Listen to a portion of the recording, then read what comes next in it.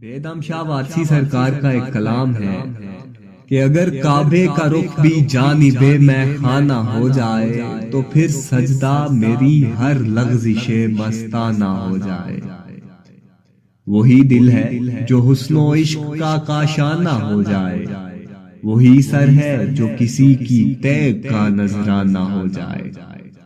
یہ اچھی پردہ داری ہے، یہ اچھی رازداری ہے کہ جو آئے تمہاری بزم میں دیوانہ ہو جائے۔ میرا سر کٹ کے مقتل میں گرے قاتل کے قدموں پر، دم آخر ادا یوں سجدہ شکرانہ ہو جائے۔ شب فرقت کا جب کچھ طول کم ہونا نہیں ممکن، شب فرقت کا جب کچھ طول کم ہونا نہیں ممکن، تو میری زندگی کا مختصر افسانہ ہو جائے۔ وہ میں دے دے جو پہلے شبلی و منصور کو دی تھی، تو بیدم بھی نثار مرشد میں خانہ ہو جائے۔